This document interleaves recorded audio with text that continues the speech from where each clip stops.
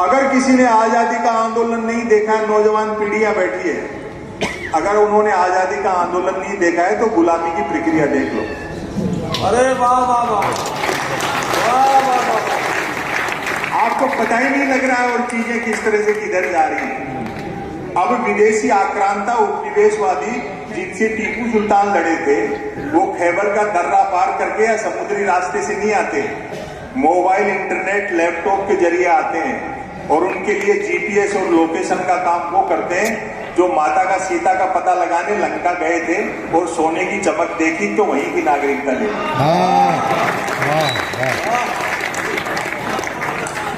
इसलिए ये जो कुछ कर रहे हैं वो इनके हाथ में ही नहीं है। जिन्होंने कुर्सी पे बिठाया है वो अपनी कीमत वसूल रहे हैं, और जिस दिन वो स्क्रिप्ट पूरी हो जाएगी इनको हटा करके दूसरे को बिठा। सही बात, सही बात। लोग पूछते हैं कब हटेंगे, कब जाएंगे। नहीं, हर चीज की एक स्क्रिप्ट है, एक पटकथा है पूरी। गब्बर सिंह अगर शुरू में निपट जाता तो 16 साढ़े 3 घंटे थोड़ी चलते। वो जिस दिन स्क्रिप्ट पूरी होगी तो आप जो चीजें हैं वो समय पे छोड़ें और मोहब्बत से रहें। हाँ, बहुत खूब, बहुत खूब। इसी से जीवंतता बनी रहती है, वरना तो घुट के मर जाएंगे। मैं आपको सच बताऊं, आपने 10 साल तकलीफ में निकाले होंगे, लेकिन मैंने नहीं निकाले और आप भी नहीं निकालोगे आज के बाद। प्रधानमंत्री अगर इतना मनोरंजन नहीं करते तो अपन घुट के मर जाते। राहुल गांधी 4000 किलोमीटर पैदल चले एक पैंट और टी शर्ट में, वो पूरे 4000 कपड़े बदल देते। सही बात। वो तो मैं बताऊं, काशी गए थे गंगा में नहाने, तो जैसे डुबकी लगाई तब दूसरे कपड़े थे और निकले तो दूसरे थे।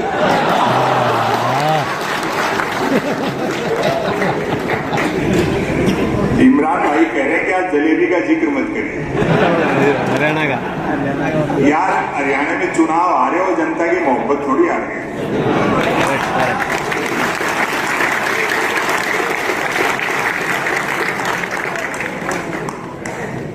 विपक्ष वही नहीं होता जो पार्लियामेंट में, असेंबली में होता है। विपक्ष सड़कों पे तो होता है, और वही सच्चा विपक्ष है। और कोई संकट नहीं। जब इस अंधेरे वक्त में मीडिया भी जय बोल रहा है, भक्त भी जय बोल रहे हैं, तो यही एक ऐसा दिया है जो थोड़ा टिमटिमा रहा है। काफी संख्या में माताएं बहनें बैठी हैं, मैं आपका विशेष आभार प्रकट करता हूं। और देखो, आप लोग भी शादीशुदा हो तो पत्नी को साथ रखा करो, वरना मन की बात भी रेडियो से करते थे।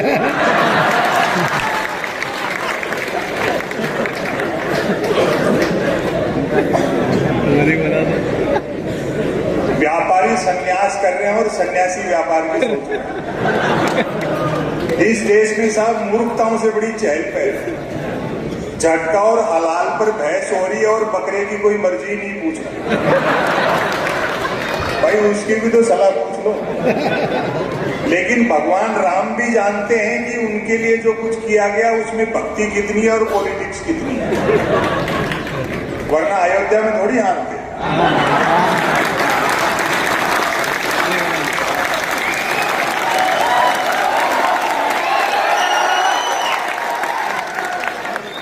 भाई प्रभु श्री राम की सबसे ज्यादा कृपा तो आडवाणी जी पे होनी चाहिए थी,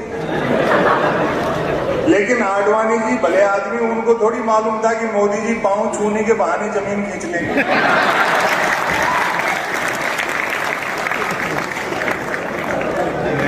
देखो, ऐसे अंधेरे दौर में दो ही आइडियोलॉजी हैं जो आपको बचा सकती हैं, एक महात्मा गांधी और दूसरे चार्ली चैपलिन। हंसोगे तो बचोगे। हाँ, और कितना भी बड़ा फासिस्ट हो, डिक्टेटर हो, मजाक से वो डरता है। इसलिए होमवर्क मत लो आप। कोई भी आपको होमवर्क देता है तो आप ले लेते हो, उसी में फंस जाते हो। होमवर्क मत लो। लोग मुझसे कहते हैं कि साहब आपको कभी कोई धमकी वमकी नहीं मिलती? मैंने कहा मुझे नहीं मिलती, क्योंकि सोशल मीडिया मैं इस्तेमाल नहीं करता और किताबें वो नहीं पढ़ते।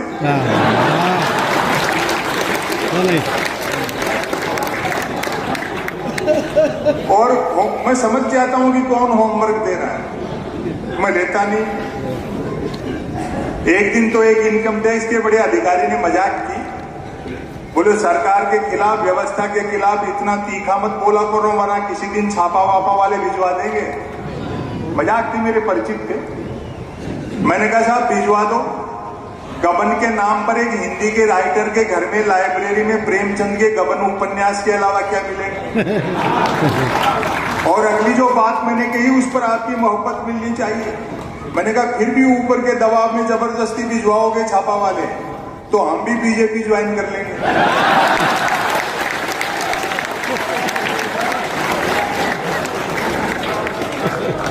शाम को जिसको चोर और अपराधी कहते हैं सुबह उसे पार्टी में शामिल कर लेते हैं। वो तो है, वो उज्जवल हो उठता है। शायद यही प्रधानमंत्री की उज्ज्वला योजना है। समय की अपनी सीमाएं हैं। आपको इमरान भाई को सुनना है, आज मैं भी सुनना चाहूंगा। आप संपत भाई, अच्छा मुझे आधे घंटे बोलना है? ये तो आपने कम बताया, मेरी तो फ्लाइट ही परसों शाम की है।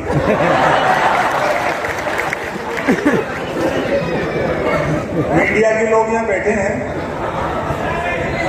चलो अच्छी बात है कि बैठे हैं, वरना अब तक तो लेटे हुए थे। हाँ, 400 से 240 पे हटके तो ये भी बैठे हैं।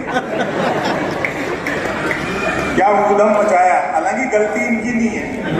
वो जो मीडिया हाउस चलाते हैं ना, जिन्होंने कलम इनकी जेब में रख दी और कैमरा कंधे पे लटका दिया, हाथ पीछे बांध दिया, तो ये भी क्या सच बोल रहे हैं? वरना इनको अगर थोड़ा फ्री हैंड कर दिया जाए तो ये भी बता देंगे कि बदलाव कैसे होता है, क्रांति कैसी होती है। वाह, सही बात, सही बात, सही बात, बहुत खूब। प्रधानमंत्री कदम ताल करते हैं तो मीडिया उसको मार्च पास्ट बताता है। वहीं से मैंने लघु कथा निकाली। दरअसल मैं नस्र पढ़ता हूं, और देखो नस्र भी पढ़ी जा सकती है। मुझे नहीं मालूम कि यहाँ कन्नड़ में अखबार कैसे पढ़े जाते हैं। हमारे यहाँ तो 3 चीजों के लिए छपते हैं: बिजली कटौती, उठावना और राशिफल। और रोज नए निकलते हैं। एक दिन तो अखबार के दफ्तर से 2 लोग आके बोले संपत सरल जी नया अखबार लॉन्च कर रहे हैं, आप भी ग्राहक बन जाओ। क्योंकि अखबारों का कोई पाठक तो बनता नहीं, ग्राहक ही बनते हैं। 1 रुपए में 16 पेज। और जो मैंने जवाब दिया, 1 रुपए में 16 पेज। मैंने कहा भैया रुपया चाहे 1 की जगह 2 ले जाए, लेकिन 16 पेज खाली दे जाएगा। फिर मैंने रिसर्च की कि इतने अखबार बिकते कैसे। तो अचानक एक दिन एक अखबार के दफ्तर से फोन आया, बोलो संपत सरल जी आज आपका नाम हमारे अखबार में छपा। मैं बड़ा खुश हुआ, जी आपका अखबार कहाँ मिलता है? बोलो हमारा अखबार कोई होकर नहीं बांटता, जिस किसी का नाम छप जाता है दिन भर वही खरीद खरीद कर बांटता है। और वो प्राइम टाइम पर बहस देखते हो आप, जैसे किसी जमाने में अवध के नवाब मुर्गे लड़ाते थे। 4 जन बहसे आते हैं, एक मुद्दे का समर्थक, दूसरा मुद्दे का विरोधी, तीसरा बुद्धिजीवी दोनों को हड़काने वाला, और चौथा एंकर तीनों को भड़काने वाला। और आपकी तालियां उठेंगी, चौथा एंकर तीनों को भड़काने वाला।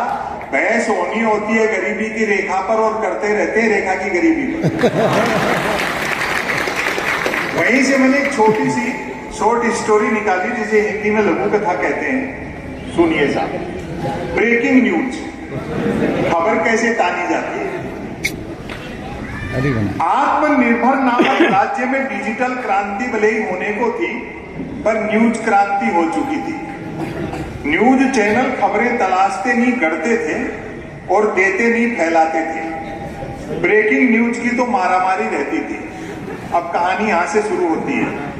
एक दिन जो ही राजा नहाकर स्नान घर से निकला, क्यों ही एक न्यूज चैनल ने ब्रेकिंग न्यूज दागी, राजा नहाया।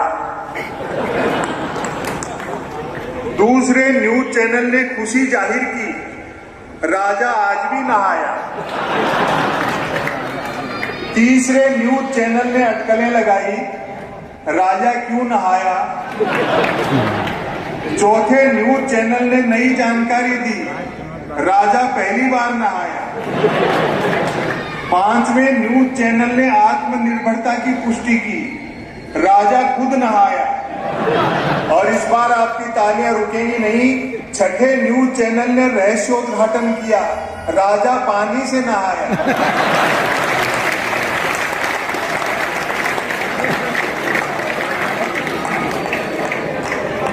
राजा पानी से नहाया। 7वें न्यूज चैनल ने ब्रेकिंग न्यूज में गर्मी भरी, राजा गर्म पानी से नहाया। 8वें न्यूज चैनल ने स्थिति और साफ की, राजा साफ पानी से नहाया। 9वें न्यूज चैनल ने गुप्त जानकारी दी, राजा स्नान घर में नहाया। 10वें न्यूज चैनल ने राहत भरी ब्रेकिंग न्यूज चलाई, राजा आज तो नहाया। और अगली पंक्तियों पर आप तालियां बजाने, एक श्रोता का सुनने वाले का ऑब्जर्वेशन सच्ची घटना है। उसने खड़े होकर कहा, संपत सरल जी इसमें 11वीं ब्रेकिंग न्यूज और जोड़ो, राजा गीले पानी से नहाए।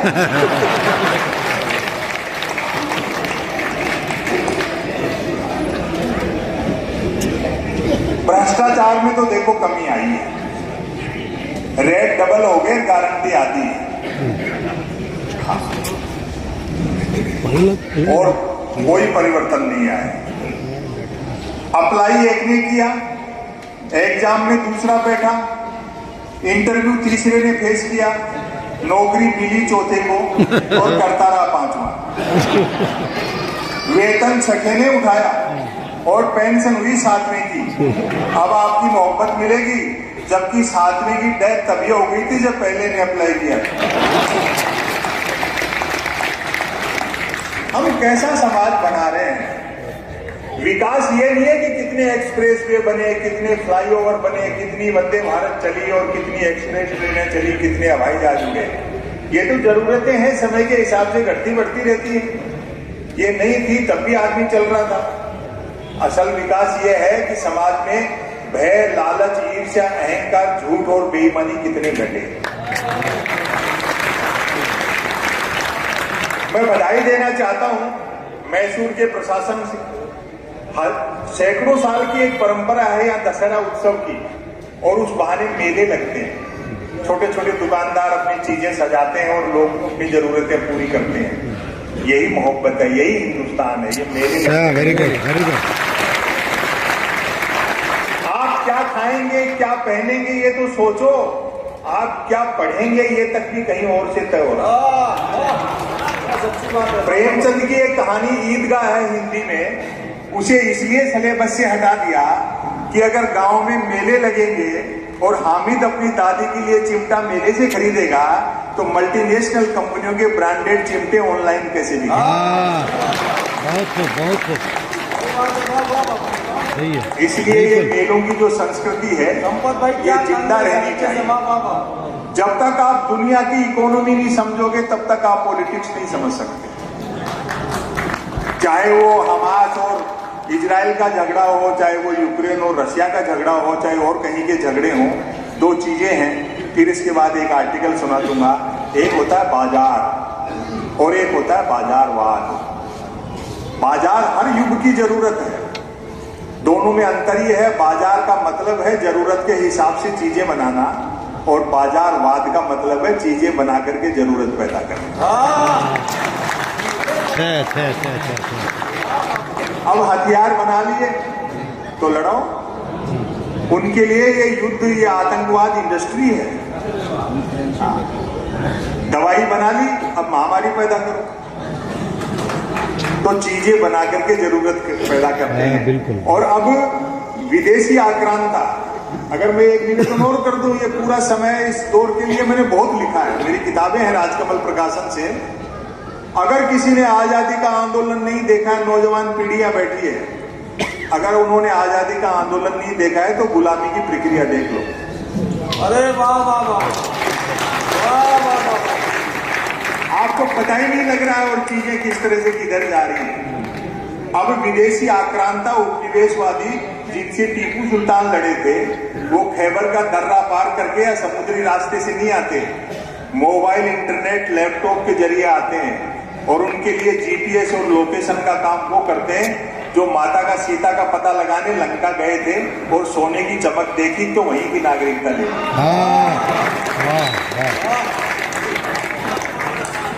इसलिए ये जो कुछ कर रहे हैं वो इनके हाथ में ही नहीं है। जिन्होंने कुर्सी पे बिठाया है वो अपनी कीमत वसूल रहे हैं, और जिस दिन वो स्क्रिप्ट पूरी हो जाएगी इनको हटा करके दूसरे को बिठा देंगे। सही बात, सही बात। लोग पूछते हैं कब हटेंगे कब जाएंगे, नहीं, हर चीज की एक स्क्रिप्ट है, एक पटकथा है पूरी। गब्बर सिंह अगर शुरू में निपट जाता तो 16 साढ़े 3 घंटे थोड़ी चलते।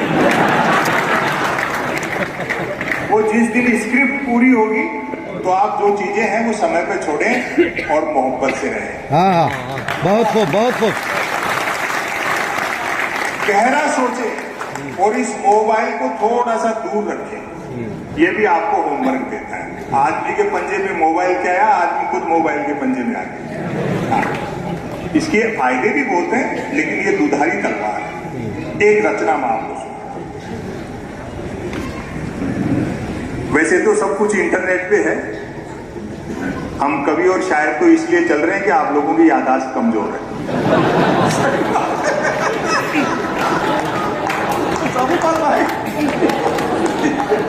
ये सही है। लेकिन लाइव सुनने का एक अलग आनंद है, उसमें नए अर्थ खुलते हैं। अगर आप कोई भी मंत्र हो, श्लोक हो, आयत हो 1000 बार सुनी हो तो भी वो नए अर्थ देते हैं। तब आप वे भी क्या दिन थे, पुराना समय। इसमें कुछ हिंदी के शब्द आएंगे लेकिन आप समझ जाएंगे।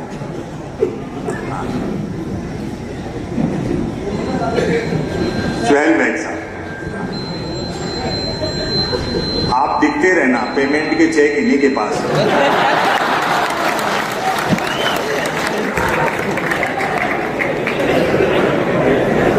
क्या है, इसी से जीवंतता बनी रहती है, वरना तो घुट के मर जाएंगे। मैं आपको सच बताऊं, आपने 10 साल तकलीफ में निकाले होंगे, लेकिन मैंने नहीं निकाले और आप भी नहीं निकालोगे आज के बाद। प्रधानमंत्री अगर इतना मनोरंजन नहीं करते तो अपन घुट के मर जाते। राहुल गांधी 4000 किलोमीटर पैदल चले एक पैंट और टी शर्ट में, वो पूरे 4000 कपड़े बदल देते। सही बात है। वो तो मैं बताऊं, काशी गए थे गंगा में नहाने, तो जैसे डुबकी लगाई तब दूसरे कपड़े थे और निकले तो दूसरे थे।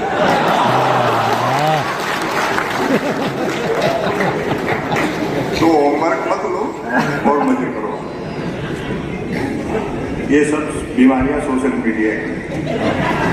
एक जमाना ऐसा था, देखो क्या बढ़िया संभव सिंह ने सुनाया आपको प्यार प्रेम की कविताएं, और आप भी बड़े लट्टू होकर सुन रहे थे। ये भी भूल गए कि उम्र कितनी है। एक जमाना ऐसा था जब मैं भी प्यार प्रेम की कविताएं लिखता था, जब तक अक्लदार नहीं निकली थी। उबासी के बहाने भी किसी लड़की के दांत दिख जाते तो 5-7 गजलें लिख मारता, भले वो उबासी मुझको देख करके ले रही होती थी।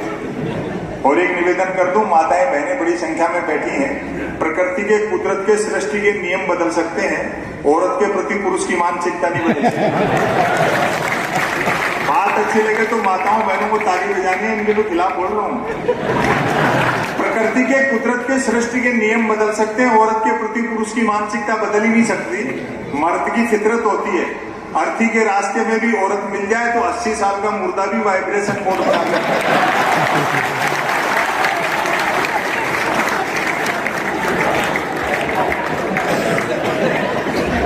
लेकिन इतना भी तय है कि शादी होते प्यार का बुखार उतर जाए। जैसे ही प्यार की कुनेन खाई, प्यार का मलेरिया गायब। मेरे एक मित्र ने प्रेम विवाह किया। प्यार के दौरान जिस लड़की के साथ जो कंकर झील में फेंके थे, शादी के बाद दाल में निकल रहे।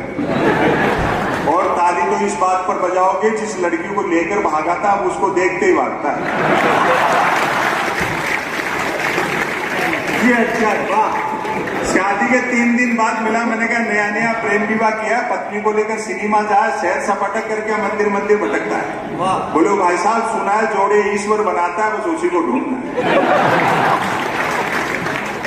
ये वो त्याग और समर्पण का काम। प्यार मोहब्बत में आदमी को अपना कैरियर तक दांव पर लगाना पड़ता है। मैं ऐसे कई लड़कों को जानता हूं जो कॉलेज के जमाने में मेरे साथ पढ़ते थे, जिन्होंने अपने बाप की गाड़ी कमाई से प्रेमिकाओं को जलेबी खिलाई, आजकल शहर के नामी हलवाई बने हुए।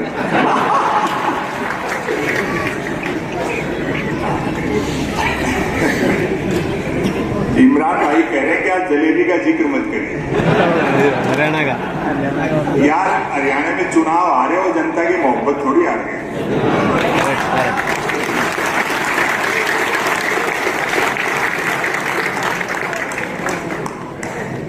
विपक्ष वही नहीं होता जो पार्लियामेंट में असेंबली में होता है, विपक्ष सड़कों पे तो होता है, और वही सच्चा विपक्ष है।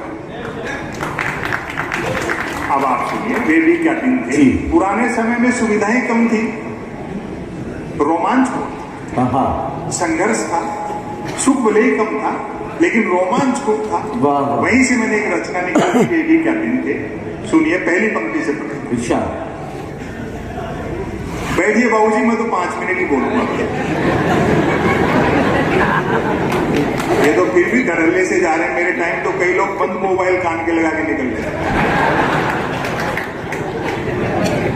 ये भी क्या दिन थे जब घड़ी एक आध के पास होती थी और समय सबके पास।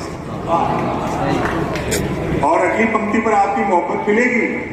आज की तरह नहीं था कि फेसबुक पर 5000 दोस्तों और परिवार में बोलचाल।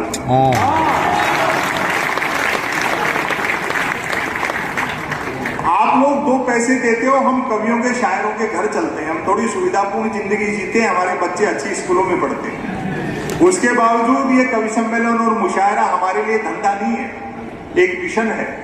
हमारी कोशिश रहती है कि मोबाइल, इंटरनेट, कंप्यूटर, टेलीविजन में उलझी पीढ़ी शब्दों से मोहब्बत करे, किताबों की तरफ लौटे, बुजुर्गों का सानिध्य हासिल करे, बुजुर्गों का सानिध्य हासिल करे।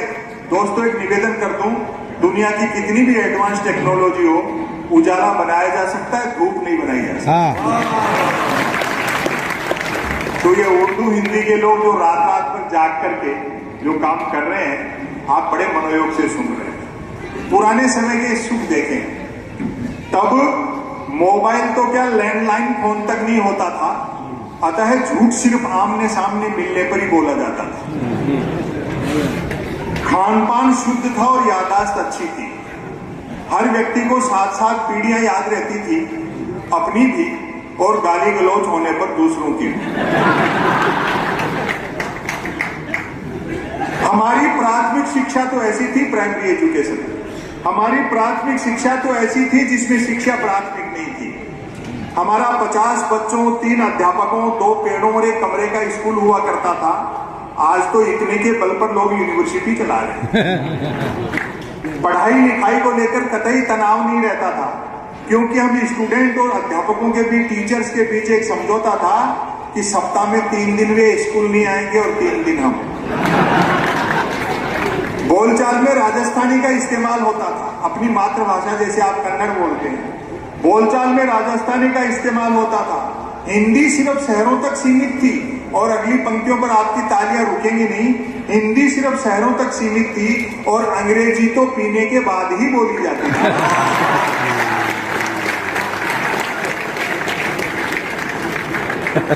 कई प्रकार के खेल कूद थे। अब तो बच्चे गेम के नाम पर वीडियो गेम खेलते हैं। बच्चे भी क्या करें, खो खो, कुश्ती और कबड्डी तो संसद विधानसभाओं में चलेगी। बाकी खेलों को क्रिकेट ने बाउंड्री लाइन से बाहर कर रखा है। जो चैनल खोलो क्रिकेट। एक दिन तो मैं भी टाइम पास के लिए देख रहा था, तो कमेंटेटर ने बड़ी ऊंची छोड़ी, बोले जब से धवन और कोहली ने मूछें रखी हैं तब से धुआंधार परफॉर्म कर रहे हैं। मेरे उस दिन समझ में आई कि दुनिया में महिला क्रिकेट क्यों पिछड़ा हुआ है। अब अपना बचपन याद करो। हालांकि क्रिकेट तब भी खेला जाता था, बैट का मालिक बैटिंग करता था और बॉल का मालिक बॉलिंग। फील्डर भी यही 2 होते थे। बैट टच न होने पर फेंकी हुई गेंद फेंकने वाले को लानी पड़ती थी। एक ओवर कुल कितनी गेंदों का होगा, ये गेंद का मालिक तय करता था। बल्लेबाज पहले गेंद पीटता था, फिर मूड के अनुसार भागकर या चलकर रन बनाता था, उसके बाद गेंद लाता था, अब आपके हाथ उठेंगे। ऐसा भी होता रहता था कि बल्लेबाज की दिन भर गेंद लाने की इच्छा नहीं रहती थी और वह दिन भर रन ही बनाता रहता था। हम आवारा पूंजीवाद के दौर में जी रहे हैं, जिसमें मिल गई बेकाबू टेक्नोलॉजी। नतीजा क्या हुआ? भीतर भर गया असुरक्षा बोध, जिसको डर कहते हैं। लाखों करोड़ों जमा है, उसके बावजूद टेंशन रहता है कल क्या होगा। बड़ी उम्र के लोग यहाँ बैठे, अपना बचपन याद करो, 2 जोड़ी कपड़े होते थे, वो भी घर में किसी बड़े के फिट करवा लिए, और प्रेस भी तकिए के नीचे दबा के होती थी। आज वार्डरोब अलमारी पूरी कपड़ों से भरी है और आदमी आधे घंटे तक तय नहीं कर पाता कि इस पैंट के साथ कौन सा शर्ट मैच करेगा। लोग भूखे उठते तो थे, लेकिन भूखे सोते नहीं थे। महंगाई बिल्कुल नहीं थी, ईमान के अलावा सब कुछ सस्ता था। और तालियां उठेंगी, सस्ताई का अंदाजा आप इसी से लगा लें कि फिल्मों में हीरोइनों को पैसा कम मिलता था तो भी कपड़े पूरे पहनती थी।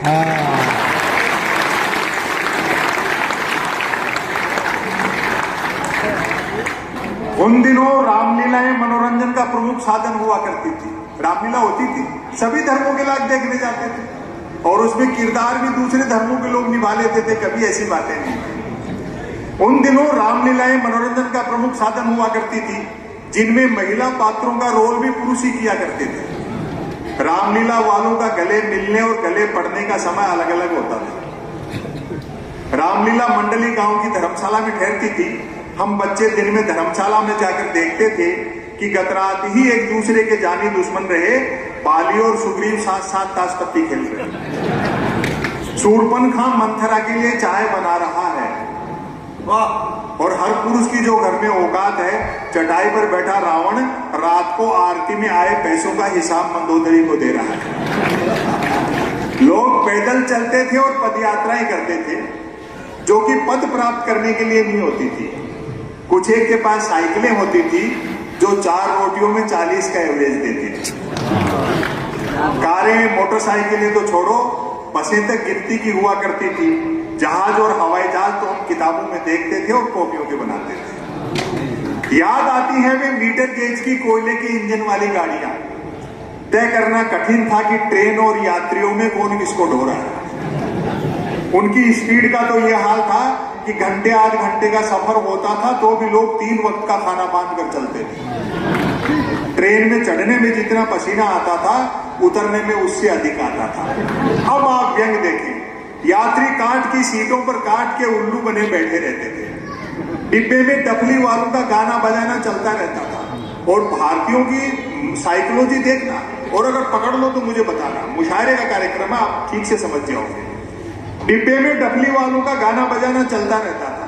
खड़े यात्री भजन पसंद करते थे, और जिन्हें सीट मिल जाती थी वे गजल। वाह! लोग फरमाइशें करते रहते थे और डफली वाले गाते रहते थे। डफली वालों को पैसा देने का वक्त आता था तब फरमाइशें करने वाले खुद गाने लगते थे। क्योंकि यात्री को सामान की भी खुद ही रक्षा करनी होती थी, अतः खाली हाथ चढ़ते थे तो भी सामान लेकर ही उतरते थे। चिट्ठी पत्री का दौर था, अब तो पत्र लेखनी बंद हो गई। चिट्ठी पत्री का दौर था। SMS ईमेल वाले क्या जाने पत्र लेखन का स्वाद। पत्रों में व्याकरण अशुद्ध होते हुए भी आचरण शुद्ध होता था। क्या कहना, मैंने तो स्वयं कई बार अपने पिताजी को चरण स्पर्श की जगह आशीर्वाद लिखा है। खत लिखता हूं खून से स्याही न समझना, अर्थात प्रेम पत्र लाल स्याही से लिखकर अपने खून से लिखा बताने का रिवाज तब भी था। परिणाम भी वैसा ही निकलता था। जिन्होंने वैसे प्रेम पत्र लिख लिखकर कबूतर उड़ाए थे, आज बेचारे शादीशुदा और तोते उड़े। शादी से याद आया, तब शादियों में व्यर्थ का धूम धड़ाका और दिखावा नहीं होता था। बस 2-4 बाराती बैंड पर बजती बीन की धुन पर नाचकर डांस कर लेते थे, क्योंकि तब बीन बनाने के लिए रुमाल ही 2-4 बारातियों के पास होते थे। और बड़ी मोहब्बत थी। मैं आखिरी पढ़ता हूँ इसका फॉर्म। वह टीवी नहीं, रेडियो का युग था। टेलीविजन ने एक नुकसान ये भी किया कि जो सुनने वाली कलाएं थी उनको देखने वाली कलाएं बना दिया, तो वो गहरे से हमारे भीतर नहीं उतरते। आप ऑडियो और वीडियो दोनों को अलग अलग सुन करके देख लो। हालांकि प्रधानमंत्री के मन की बात रेडियो पे करने से रेडियो के तो अच्छे दिन आए। पहली बार जब उन्होंने रेडियो पे मन की बात की तो राष्ट्रपति ओबामा थे अमेरिका में, तो उन्होंने बधाई दी मोदी जी को कि मोदी जी आज तो आपको रेडियो पे देखा।